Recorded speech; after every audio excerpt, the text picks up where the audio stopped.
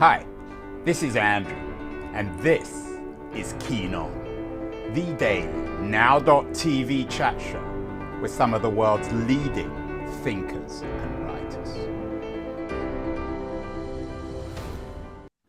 Hello, everybody. It is Wednesday, July the 19th, 2023. Earlier this week, we did a show with a young historian, Jacob Mikanowski.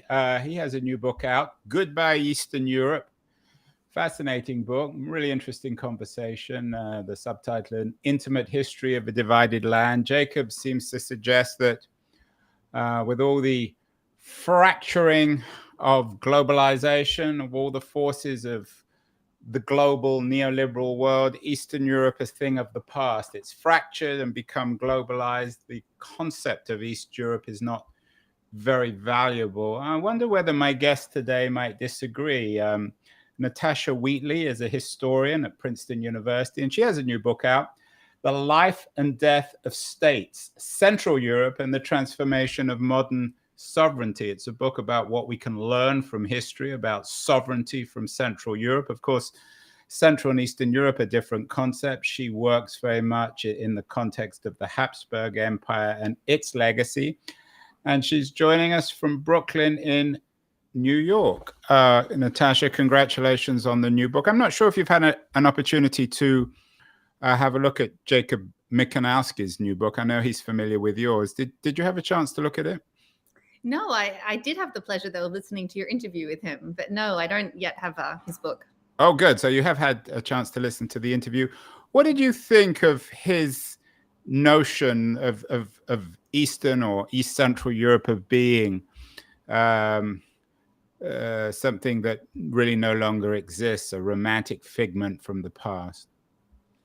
Yeah, I thought that was a really interesting interview. I mean, in some ways, he's really focused on the kind of Soviet period or really the 20th century. As he said, Larry Wolff, an historian at NYU, argued quite famously that the whole idea of Eastern Europe only came into existence in the period of the Enlightenment. In my own work, Eastern Europe isn't such a key concept. The Habsburg Empire doesn't describe itself like that. But I do think it's interesting if we think about a lot of associations we have with the idea of Eastern Europe as some sort of deviation from the modern norm, right? Where there's a lot of, I guess, orientalizing cliches that think of a kind of deviation from a path into a progressive modernity, and rather one that's stuck with a lot of historic traditions and perhaps authoritarian ones as well. And in some ways, my book is trying to problematize a lot of those associations that we have with this part of the world. Because I'm interested actually in the way in which we've often taken Western European sovereignty and statehood, especially models of Britain and France, as some kind of norm, right? Or as some sort of universal measure against which we might judge or understand the histories and the political cultures of other states. And in some ways, I want to flip that around and explore the way in which the much more complex and plural sovereignty that you get in a place like the Habsburg Empire might actually turn out not only to be closer to a kind of global norm, but actually ever more useful as we move into the present with, sovereignty that's breaking up and fracturing across according to all kinds of new logics, whether that's global capitalism or different sorts of ethnic groupings or the like. Yeah, it's an interesting observation. I tend to think Eastern Europe is less a thing of the past, more of the future. It's where we're all going. Milan Kundera has certainly gone somewhere this week. He died, and he was one of the great romanticizers, I guess, or polemicists of the notion of Central Europe. He stressed the fact that he, as a Czech, was from Central rather than Eastern Europe. Your book, as you noted, is about the Habsburg Empire, and its subtitle is Central Europe and the Transformation of Modern Sovereignty. For viewers and listeners, Natasha, who aren't familiar with the Habsburg monarchy, and particularly in the 19th, 18th, and 19th century, tell us a little bit about it and why it somehow captures whatever Central Europe is supposed to mean. Yeah, thank you. So the Habsburg Empire was this, I don't know about most of your listeners, but when I think about when I first heard about the Habsburg Empire, it was in some high school class on the First World War. And all you needed to kind of know about it in that context was it was the thing that disappeared as a result of the war. It was kind of defined by its negation. It was something backward and perhaps a little bit otherworldly. And in some ways, its disappearance at the end of the war was almost fated by history. It was kind of blown away by the kind of forces of modernity and progress. Over the years, especially the last few decades, as a lot of historians have really challenged that view of the empire along a number of different axes. A lot of those older views of the empire as a kind of anachronism in modern Europe were based on the idea that it was so explicitly a dynasty, right? So that's the first thing that everyone should understand about the Habsburg Empire. It was a monarchical state that, according to some observers, all it had in common really was a shared ruler, right? A shared monarch, the Habsburg dynasty, this kind of very storied royal family. And they began as more provincial lords in different lands that are now part of Austria. But over the course of the early modern period, especially the 15th, 16th, and 17th centuries, they gradually acquired more and more principalities in Central and increasingly in what we would subsequently term Eastern Europe. So in the 16th century, they acquired the crowns of the Kingdom of Bohemia, today included in the Czech Republic, and the crown of Hungary. And so they really expanded into this empire, which by the 19th century, ran from today's Poland all the way down to Croatia. It included parts of northern Italy, all the way to parts of western Ukraine, right? Lviv in Ukraine's east was part of the Habsburg lands. And so it really dominated the map of the continent, and it really dominated great power politics in the 19th century. Yeah, I just came back from Vilnius. I was there a couple of weeks ago, and the Habsburgs come up time and time again. Of course, Vilnius is quite far east, Lithuania being. Yes. We tend to associate it with Russia, but actually in some ways they think of themselves as Central Europeans too. Yeah, and I think there's a long tradition of people in the region wanting to establish their centrality to Europe, right? Rather than being seen as some peripheral kind of edge of Europe. The Czechs, Kundura, among them, famously want to argue, we're literally in the geographic middle of the continent, and something it's very true about the Habsburg Empire. It's really this it's brokering the kind of, Italian lands with the Balkans, with the Russian East. And it's got, as well as, of course, the Germans. And it's got speakers, speaking some 12 different languages, right? So it's incredibly diverse in its ethnic and linguistic profile, as well as its religious profile. So it's this state that doesn't look like many Western European states. It's sprawling, and it's not only ethnically diverse, it's legally diverse. And by that, I mean, it's composed of all these smaller polities. So I mentioned that, the acquisition of the Crown of Bohemia in Hungary were crucial to its expansion. And essentially, those historic lands all retain their legal identity in the empire, right? They're not dissolved. Could we call it, in an odd way, Natasha, might we suggest that it retained a sort of a degree of feudalism within a kind of modern state, or is feudalism an inappropriate word here? I think feudalism is a pretty crude word for what we do have, although it does get at some sort of truth, because it's true that, the legal orders of those historic polities were profoundly aristocratic, right? So when we talk about the historic constitution of Hungary or the, historic traditions and rights of the Bohemian kingdom, they were rights and privileges that essentially the aristocracy had against the king, right? To collect taxes and administer justice and to exercise many of the other functions of governance. Now, those prerogatives were gradually acquired over the intervening centuries by a central government in Vienna, but the kind of imprint of that old legal order remained, so that even into the late 19th century, all those different lands were governed in different ways. So you didn't have a uniform, singular legal order, which is the key kind of component of our modern understanding of what a state is, that everyone is uniform before the law, and that, wherever you are in the state has the same legal status. And that was not true of the Habsburg Empire. And what was the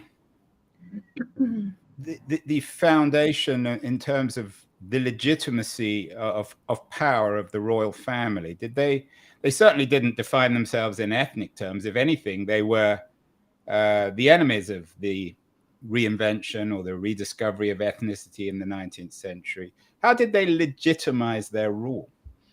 Yeah, another great question. So classically, that's in some ways the quintessential, monarchical state, and they define their legitimacy in those very traditional terms, especially the divine right of kings. Right, this was an inherited right to rule, spanning centuries into the deep past, so much further back than anyone could remember. And indeed, for a dynasty that governed for more than 500 years, that's a very, very long period of time where it seemed that history itself had sanctified their rule. And so what's very interesting for me, and what plays a big role in my book, is that what happens, though, to those traditional understandings of the legitimacy of rule in the 19th century, as this idea of the divine right of kings is definitely vanishing, and you can't just rely on that anymore in a kind of natural, way. And in other countries, in France, you have a revolution, right, at the end of the 18th century that refounds the legitimacy of the state on principles of natural law and natural right, self-evident truths, very similar to America. In Germany, in contrast, you have a kind of refounding of the legitimacy of the state based on an ethnic group, right, on the kind of on the Das Volk, on the German people. And you can't do either of those things in the Habsburg lands. If we think about those as two classic strategies of modernity for kind of refounding the legitimacy of states, in the Habsburg lands, you've got a profound continuity of historic and traditional law. So there's nothing like a natural rights or natural law revolution like there is in France and America. But you also can't invoke the kind of natural authority of the people in an ethnic sense, because there are so many different communities who live there. So I'm interested in how they had to work very hard to rethink what the foundations of a state were in this part of the world. And as a result, I argue, they developed an extremely dynamic and literate and sophisticated legal tradition where I argue that it became a kind of laboratory for thinking about statehood and sovereignty, precisely because you couldn't rely on any of these kind of standard accounts. It was an attempt to sort of modernize multi-ethnicity, multiculturalism, without selling out to the nationalists as a kind of alternative. I'm curious, Natalie, I'm not sure if you're familiar with the work of another historian, Mark David Bauer. He has a new book out, or he had a new book out last year, The Ottomans, Khans, Caesars, and Caliphs. Of course, the Ottomans were the real sick men of Europe. The Habsburgs were sick, but a little less sick. To what extent were the Ottomans going through the same crisis? I assume they didn't respond as effectively to all these forces of modernity as the Habsburgs. Yeah, it's a really interesting comparison, and there's so much interesting new historical work going on right now that's thinking about the Habsburg and the Ottoman and the Russian cases together, right? You've got these three sprawling continental empires that look quite different to the maritime empires of the British or the French or the Dutch or the Portuguese, because their territories are contiguous and they've got different traditions of rule. And, all of them are going through different sorts of modernization struggles in a similar period. And that's especially true about parallels between, or some parallels between the Ottoman Empire and the Habsburg Empire, who both go through really systematic constitutional restructurings in the 1860s. So in Ottoman lands, it's the Tanzimat reforms, and in the Habsburg lands, you have a series of new constitutions that are trying to figure out how the state should be arranged. And so we can see both of those as symptoms of a new kind of pressure on empires to define themselves with ideas and with terms that are explicable between cases, right? So this is a period of great imperial expansion throughout Africa and in other parts of the world. And now ideas of sovereignty have become this kind of global lingua franca, this kind of global currency. And so everyone wants to now kind of codify themselves as empires as well. And so, yes, in the Habsburg lands, those attempts at modernization, well, it's not just attempts. I mean, they have mandatory schooling before most other places. They have an extremely progressive multilingual order, as you kind of indicated, where you can speak to the state in any of the empire's 12 or so languages. If there are, 20 school children within a certain, pretty narrow radius of kilometers, you have the right to public schooling in that language, right? If an officer in the army has to speak the languages of the men under his command. So they really try and create a multi-ethnic polity that doesn't, it's true that German was the language of law and administration, but they really try and create a multilingual polity that doesn't privilege, right? That doesn't say this one group is the group, the Staatsvolk, as you would say. It sounds a little bit like Brooklyn, where you live. Maybe Queens is the better example. My son's in Queens. In all seriousness, one of my great intellectual heroes is another remarkable Central European, Ernest Gellner, anthropologist, theorist of nationalism. He has a book, or he had a book, a classic, Nations and Nationalism, in which he uses Central Europe, your Central Europe, as the sort of the engine room for the development of nationalism. He suggests that you have this, through modernity, this congruence of culture and the state. What do you make of Gellner's theory of nationalism? It's an old one. A lot of people have criticized it. Do you think it still holds water? Gellner is a fascinating character. I remember being quite affected by. He got another smaller book. Maybe it was published posthumously, called, I think, The Habsburg Dilemma, or Language. Yeah. I read that one too. Is the subtitle. It's not an accident, Andrew, that's the kind of canonical literature on nationalism that we have from the late 19th century is in large part produced by thinkers from this part of the world, right? Before Gellner, you have people like Hans Kohn, Kohn, right? And Gellner, and you have a whole series of others who really are taken as the kind of theorists, of nationalism. So, there's new work emerging now, but still, 15 years ago, when I started graduate school, if you were putting together a reading list on nations and nationalism, you're essentially reading the Central Europeans. And in some ways, that's really continued into more recent historiography, where the Habsburg Empire has been this kind of powerhouse for kind of new approaches for historians to thinking about what nations and nationalism are. So you or some of your readers may have heard of Tara Zara, who's a wonderful and very famous professor at the University of Chicago, who pioneered this idea of national indifference. She wanted to stress against a kind of image of everyone in these parts being kind of rabid nationalists, that there were all kinds of people who not only spoke several languages, but didn't actually, in some overwhelming or essential way, identify with one particular nation, right? But rather that they were kind of nationally flexible. In one context, they might think of themselves as Germans, and in another, they might think of themselves as Czechs. And that we as historians need to be able to account for those people and not just leave them out of our stories, which often happens if we tell the history of modernity in this region as one just of the awakening of nations, moving inevitably or teleologically towards their own states. Natasha, you present the 19th century Habsburg model as in some ways viable and vibrant. How would you respond to the way in which it was, I wouldn't say vilified, but turned into an absurdity by so many late Habsburg writers and thinkers? One thinks of Musil, for example, the man without qualities. Why did it lose the legitimacy of its intellectual class? Yeah, another great question. I love Musil, and his man without qualities is in some ways a kind of shadow presence throughout the book. Yeah, it's the ultimate critique of Habsburgism, isn't it? Well, that's an interesting question. It is and it isn't. I think it's very affectionate as well. He's got this absolutely, kind of unforgiving irony, which he turns on absolutely everything, right? And I think it's a kind of, in some ways, a classic Habsburg prerogative to kind of make fun of the state. Yeah, right? The nihilism, I guess, Karl Kraus. There's so many figures who. Yeah. But it didn't generate a great deal of loyalty, did it? Who believed in Habsburgism in the end of the 19th century? another great question. So first of all, a lot of new work wants to stress actually that there was incredibly widespread loyalty to the empire. And if we're thinking about who in particular, you won't, well, maybe you will be surprised, I'm not sure, to know that in some ways, classically, some of the strongest supporters of the empire were its Jewish citizens, who had the least to gain by the nationalization of politics, right? They knew and sensed that if this area is going to become a region of nation states, we're going to lose, right? It suits us much better to be in a multinational polity where we're one of among many groups, rather than a minority in a nation state belonging to someone else.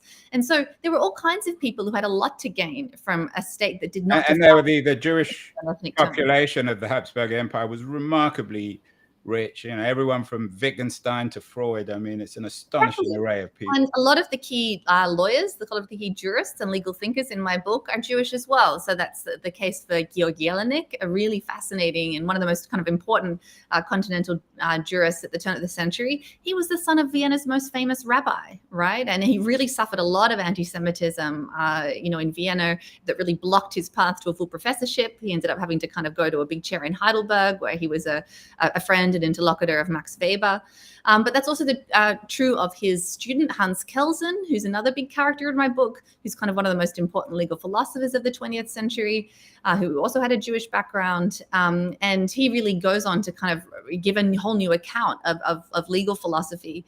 And he's also really shaped by the Habsburg. Yeah, and ironically enough, Natasha, this is the week of the release of Oppenheimer, about the so-called American invention of the atomic bomb.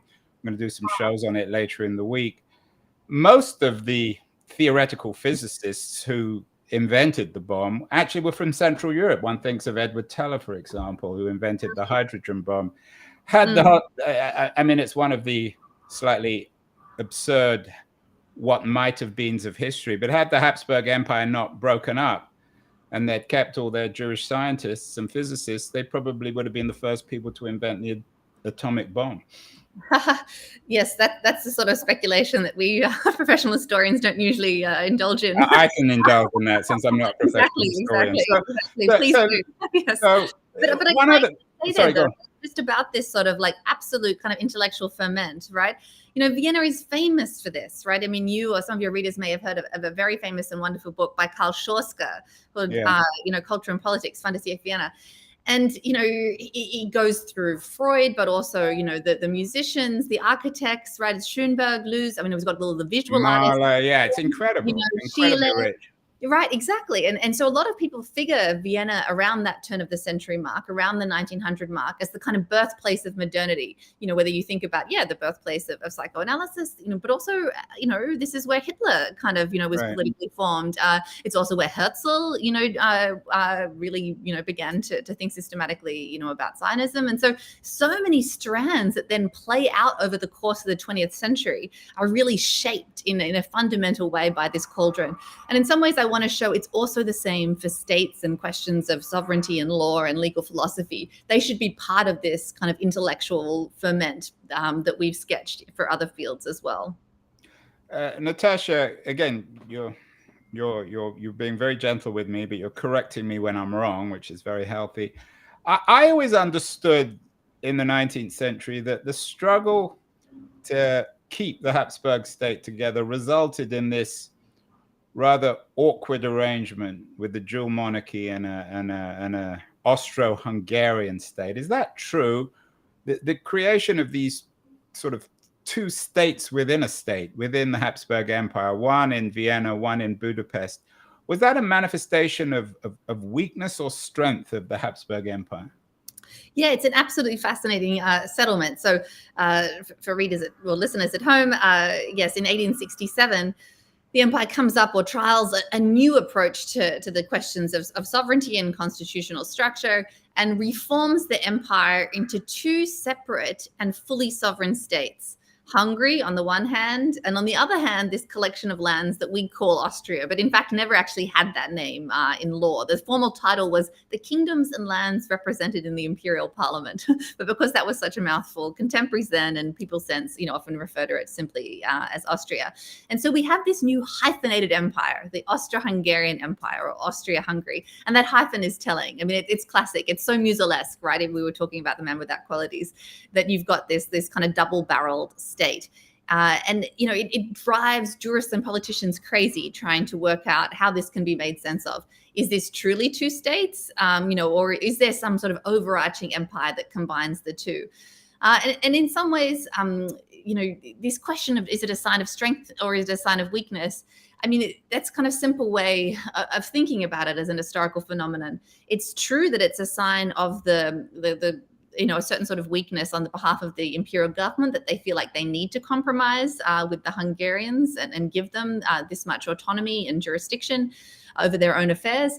At the same time, we can see how those sorts of strategies of kind of building alliances with, local or regional elites and allowing them a lot of self-governance, that had been an extremely successful strategy over centuries for the Habsburgs. And in some ways, we could see it as crucial to, their malleability and success as empire builders. And it's perhaps only according to these modern understandings of sovereignty that really stress the singularity of one legal order, right, or of one system, that see that sort of thing as a sign of weakness, when in fact, perhaps it's a sign of strength or a certain sort of flexibility. And I certainly think that's sort of the line between those two, right? How it could in some ways be both and, right, or both at the same time.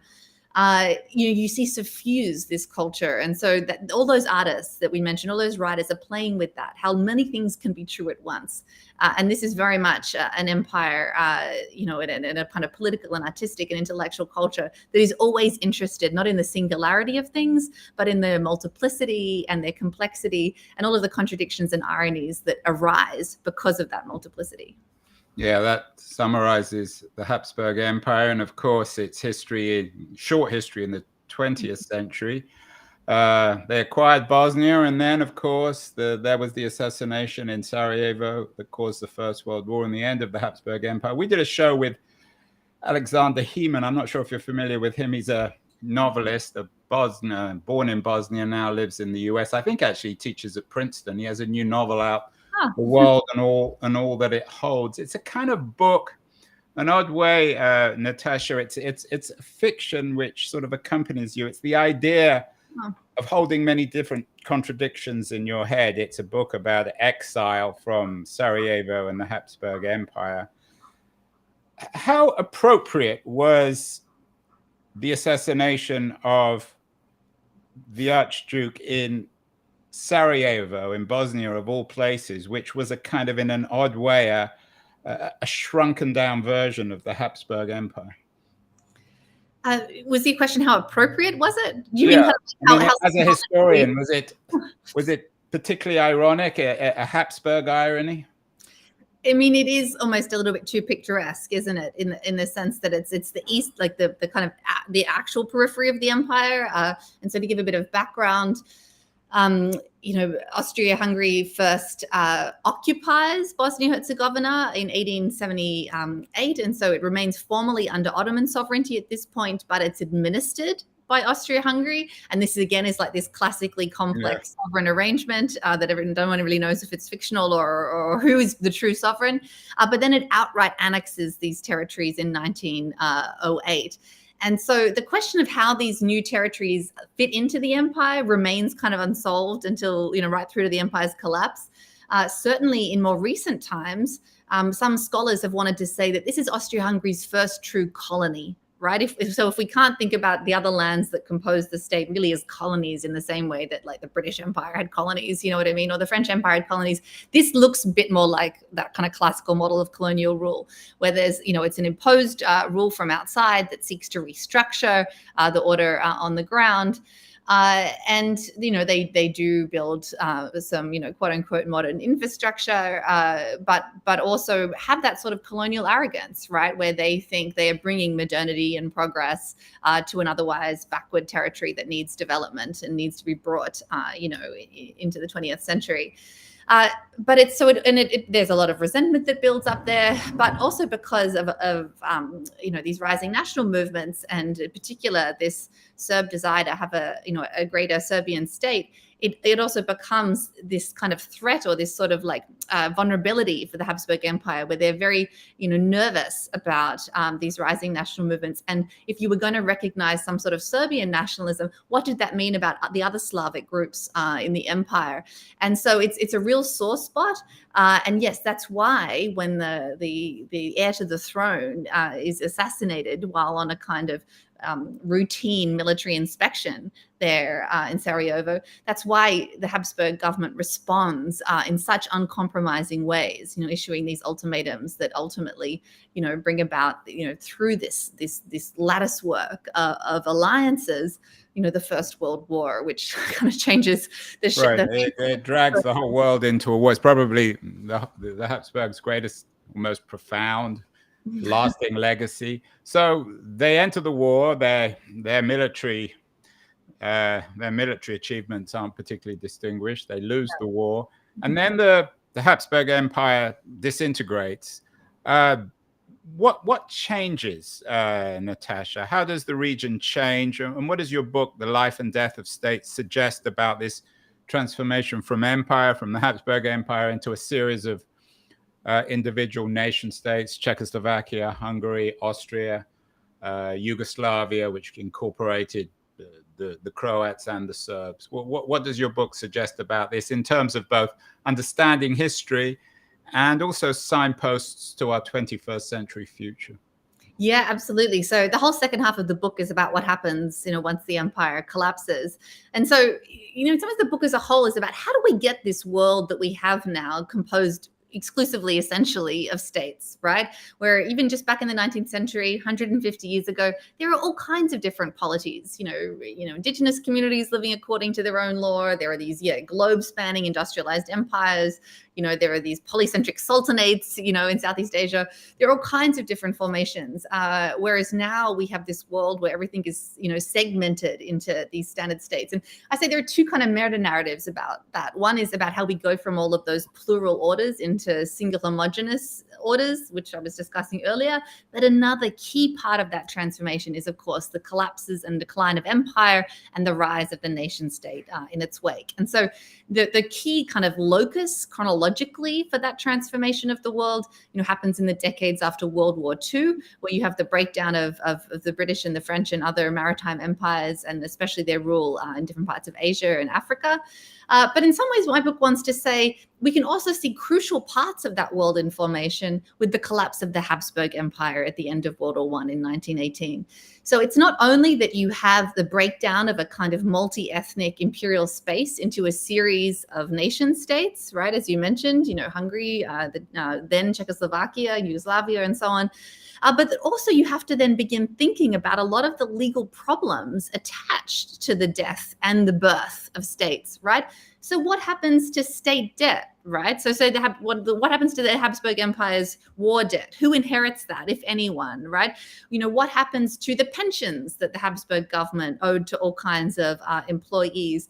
What happens to the railway networks that used to belong to the Habsburg state that are now crisscrossing all these other polities, right? What happens to archives? What happens to just all kinds of things that we don't normally think about, but that are everywhere around us and that require a kind of continuous order, right? That require a state to be continuous, to continue order intergenerationally. Even though we die, even though a government changes, that state continues as a kind of seamless legal entity. And so a whole lot of legal problems had to be thrashed out there for the first time in the 20th century.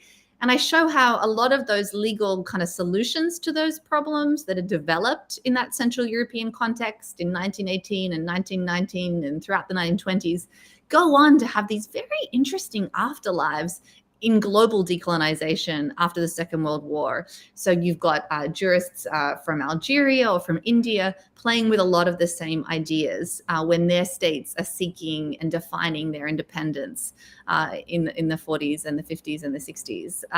And so in some ways, the book wants to suggest that if we're interested in this story of global decolonization, it's a really interesting place to start, the Habsburg Empire. And those stories have kind of not really been connected before. Yeah, globalizing it.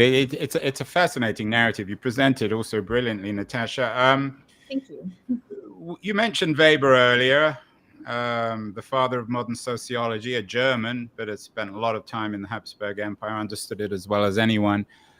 He was, of course, the sociologist who invented the concept of bureaucracy as a modern form of rule or sovereignty, perhaps.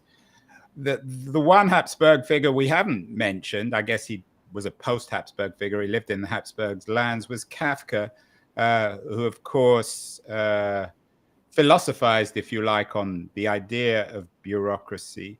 What about the Habsburgs and bureaucracy? Did they kind of invent it? When you go to Central Europe now, it's still, for better or worse, enormously bureaucratized. Yeah, I've got lots of stories about that. Turning up as a graduate student there and wanting to enroll at a university or go to an archive.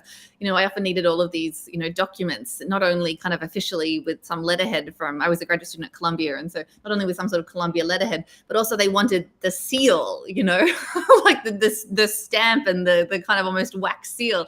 I was just like, they don't do that anymore in America. I'm sorry. But yes, these cultures of bureaucracy are so strong there. It's absolutely true. Yeah, so one classic kind of narrative about the Habsburg Empire is that, yes, it didn't have a kind of defining ideology or reason of state, but it had these incredibly, in their own way, kind of functional multinational institutions. Like chief among them was the army and the bureaucracy.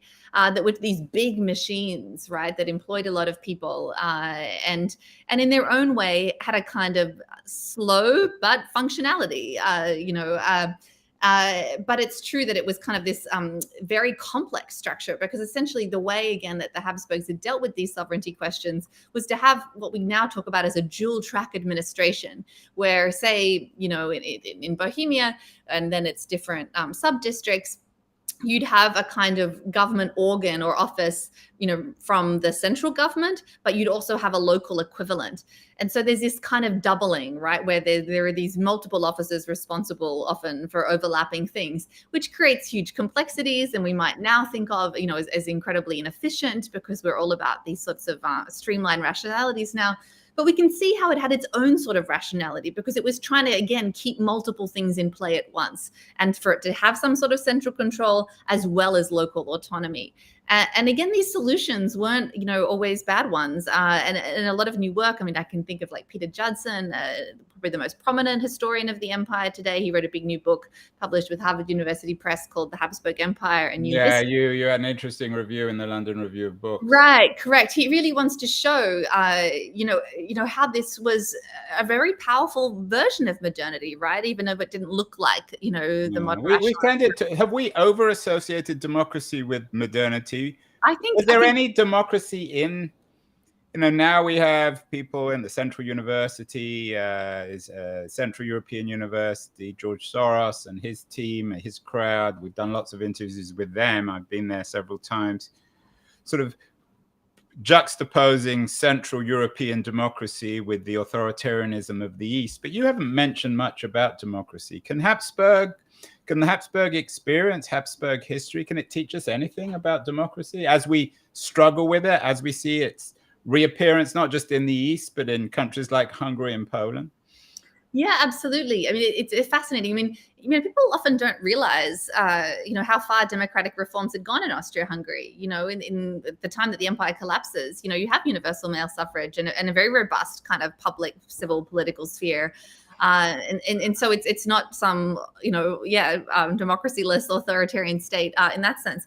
What's really interesting about the way that mass politics and democratic politics evolves in the Austro-Hungarian Empire is the way in which it actually feeds nationalization, right? Because all of a sudden it becomes about mobilizing people to vote and mobilizing different communities. And someone like Judson has shown how that actually generates new identities as well, where, in order to kind of these local elites, in order to kind of get money for their schools or other sorts of local agendas, often would then try to appeal to people and say, you're Czech, you're German, you're Slovene, whatever, and you need to come out and vote on that basis. A lot of parties end up forming on a national basis.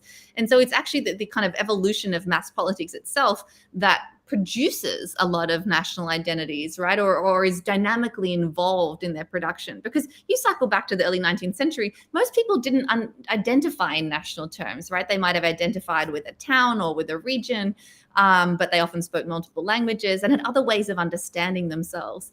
And so we can see how democracy, first of all, was involved in other sorts of processes. So if we think about two classic narratives of the 19th century, democratization and nationalization, those aren't separate, but Habsburg lands show us how they're profoundly intertwined. But also, I think the Habsburg example also shows us how people had to think much more creatively than just a kind of single individual liberal idea of democracy, which is, one person, one vote. Someone like, people like Karl Renner and Otto Bauer, these famous Austro-Marxists, were really thinking, no, nations as collectives also need some sort of autonomy and representation and agency in the organs of government, right? It's not enough for people only to be recognized as individuals, because then all these communal cultural questions, right, that are so crucial to people in the empire get lost. And so they're actually thinking about how you have a kind of democracy of nations too, right? About turning the empire into a federation of nations that allows the people to have, collective autonomy and self-determination in addition to that more individual model. So I think there are a lot of interesting things for theorists and historians of democracy to draw out of the example of Habsburg history. So final question, Natasha, my engineer is telling me I have to end, but it's so interesting. Given the way in which authoritarianism and nationalism seems to have been joined in the 2020s, it's not just Trump or Putin, it's Modi, it's Bolsonaro, and so on and so forth, even Orban. Are you suggesting that the Habsburg model could provide an alternative model to these authoritarian nationalisms, given that everybody lives in countries where there are different nationalities, whether it's the United States or Cyprus or Israel or Russia? Again, we historians get very nervous about things being taken as simple models, because all historical legacies are profoundly complex, right? And there are all kinds of things that we definitely wouldn't want to carry over. And this book certainly isn't some sort of, nostalgic resurrection of the Habsburg lands as some sort of beacon or lighthouse for the present. Having said that, I think the case really can help us kind of puncture a lot of lazy assumptions that we make and a lot of kind of hackneyed ideas about what modernity should look like. And in some ways, these different models of organizing jurisdiction and organizing political life are already happening, whether we like it or not, through not only these forms of authoritarianism you mentioned, but also through the way the world is breaking up economically in all kinds of different ways, as someone like Quinn Slobodian, shows in his recent work. And so our thinking needs to catch up. And for that sort of catch up and that sort of reorientation, I think the Habsburg case is so counterintuitive that it opens up new corridors and is always a really interesting place from which to think about these questions. And so I would go that far at least.